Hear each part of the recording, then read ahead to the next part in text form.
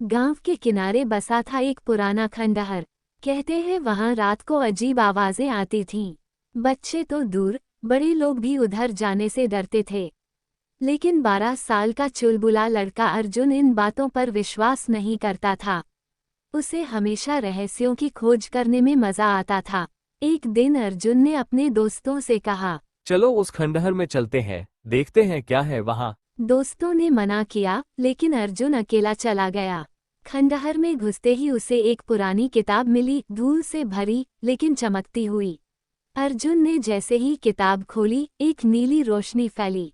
वो डर के मारे पीछे हटा, लेकिन तभी कुछ अजीब हुआ। उसका शरीर हरा हो गया और उसके शरीर पे खून के निशान थे और आंखें लाल थी। अर्जुन अब जिंदा इंसान नहीं रहा था, वो बन चुका था ज़ोंबी।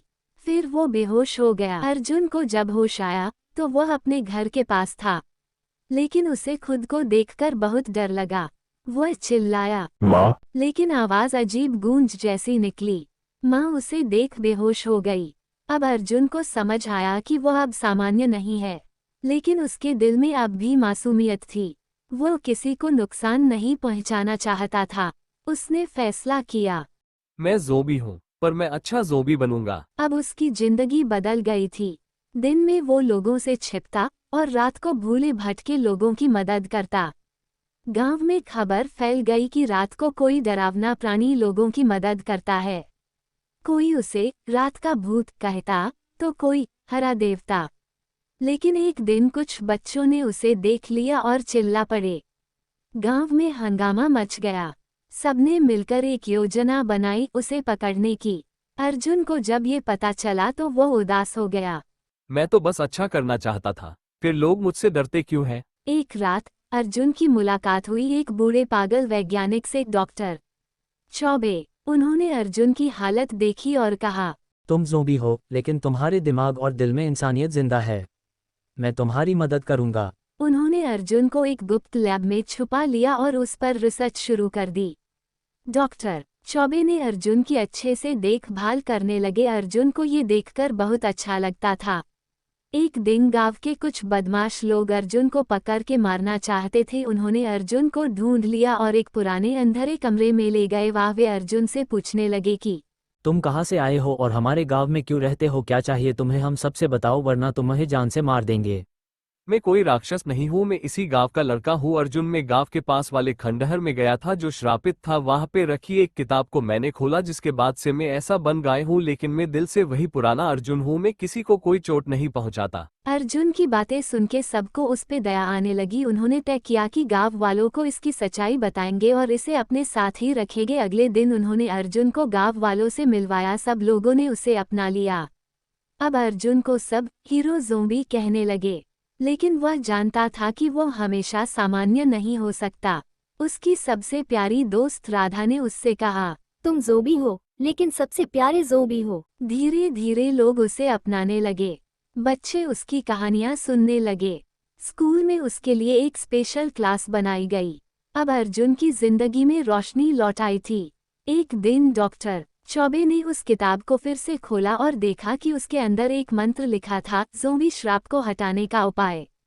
लेकिन इसके लिए अर्जुन को उस खंडहर में दोबारा जाना था और एक आखिरी ज़ोंबी से लड़ना था, काल ज़ोंबी, जिसने 100 साल पहले उस किताब को श्रापित किया था। अर्जुन तैयार हुआ। इस बार वो अकेला नहीं था। गांव वाले, दोस्त, डॉक्टर चौबे सब उसके साथ थे।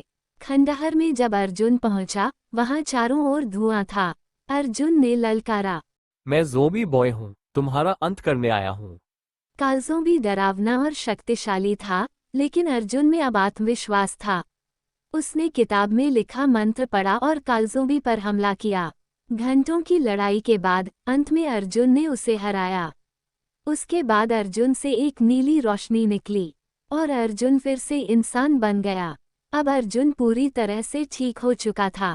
गांव में उत्सव मनाया गया। कहानी पूरे देश में फैल गई। एक ज़ोंबी लड़का जिसने अच्छाई चुनी, लोगों की जान बचाई और अपने श्राप को खुद ही हराया। उसकी किताबें लिखी गईं, उस पर कार्टून सीरीज बनी और वो बन गया बच्चों का पसंदीदा सुपरहीरो ज़ोंबी बॉय। अर्जुन अब एक सामान्य लड़के की तरह जी रहा था। स्कूल, दोस्त, मस्ती, सब कुछ ठीक चल रहा था।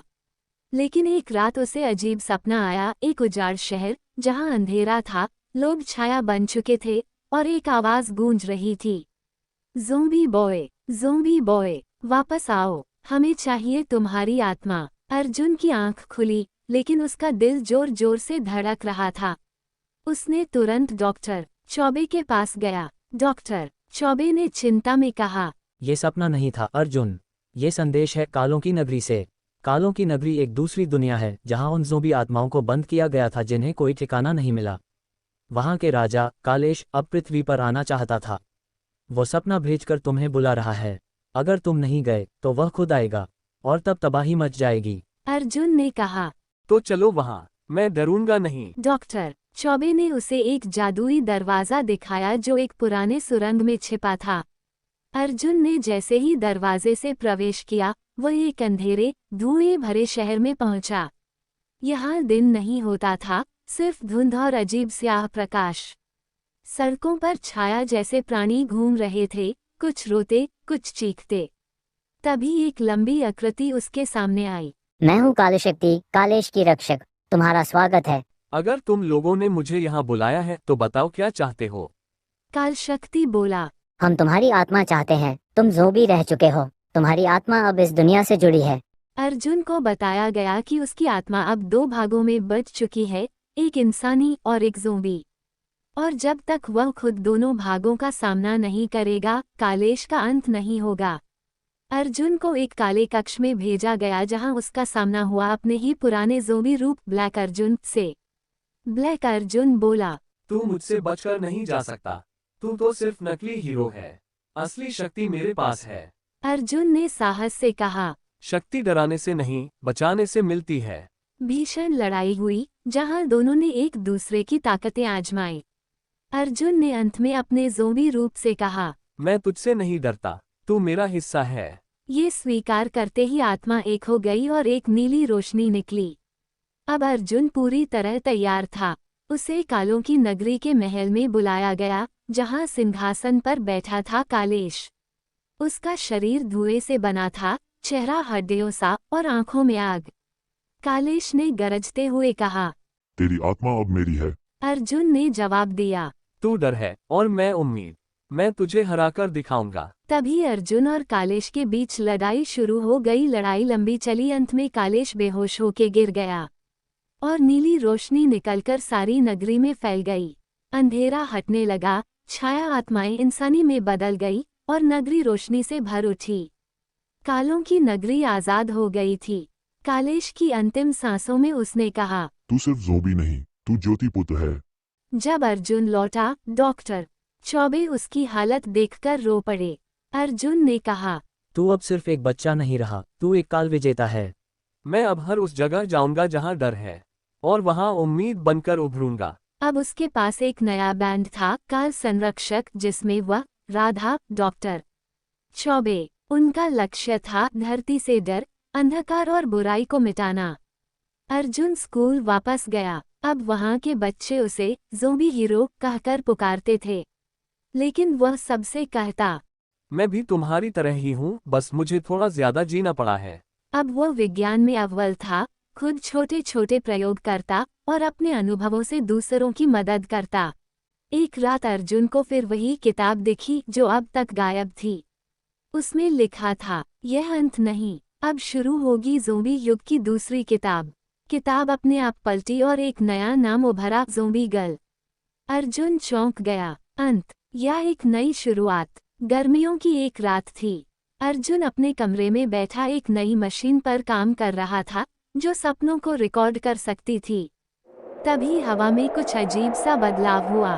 पत्तियां हिलने लगीं, खिड़कियां खुद ब खुद बंद हो गईं और हवा में एक हल्की सी लड़की की चीख गूंजने लगी। बचाओ! अर्जुन चौंक गया। यह कोई सपना नहीं था, यह उसकी मशीन में रिकॉर्ड हो चुका था। वह तुरंत डॉक्टर चौबे के पास भागा। डॉक्टर चौबे ने सुनते ही गंभीरता से कहा, ये आवाज़ कहीं सुनी हुई लगती है, लेकिन ये इंसानी नहीं, ये आधी ज़ोंबी आधी आत्मा जैसी है। मतलब क्या? कहीं कोई और भी है, कोई लड़की जो तुम्हारे जैसे ही श्रापित है। अर्जुन ने आवाज का पीछा करने का फैसला किया। अगले दिन वो उस दिशा की ओर गया जहां मशीन ने संकेत दिया था, गांव से दूर, पुराने घने जंगल की तरफ। जंगल में सब कुछ सन था। अचानक झाड़ियों से एक तेज आवाज आई और फिर वह दिखी। एक लड़की, लगभग अर्जुन की उम्र की, उलझे बाल, लाल चमकती आंखें, लेकिन चेहरा मासूम। अर्जुन ने धीरे से पूछा, तुम कौन हो? लड़की कांपती आवाज में बोली, मैं रिया हूँ। लोग मुझे ज़ोंबी चुड़ैल कहते हैं। मुझे डर ने नहीं मारा, बल्कि अकेलेपन ने ज़ोंबी बना दिया। मगर मैं बुरी नहीं थी। मैंने किसी को नहीं काटा, बस भाग गई। रिया ने बताया कि कुछ साल पहले उसके गांव में एक रहस्यमयी बीमारी फैली थी। लोगों को लगा वो शाप है और उन्होंने रिया को दोषी ठहराया। भीड़ ने उसे पकड़कर पुराने मंदिर में बंद कर दिया। रिया बोली। अर्जुन की आंखों में आंसू आ गए। उसे लगा जैसे वह अपने ही अतीत को देख रहा हो। रिया की शक्ति अलग थी, वो ज़ोंबी होने के साथ साथ आत्माओं को सुन सकती थी। अर्जुन के साथ मिलकर उन्होंने कुछ छिपी हुई आत्माओं को मुक्त किया जो जंगल में फंसी थीं, और डॉक्टर चौबे ने रिया के ऊपर मंत्र पढ़ के उस सामान्य लड़की बना दिया।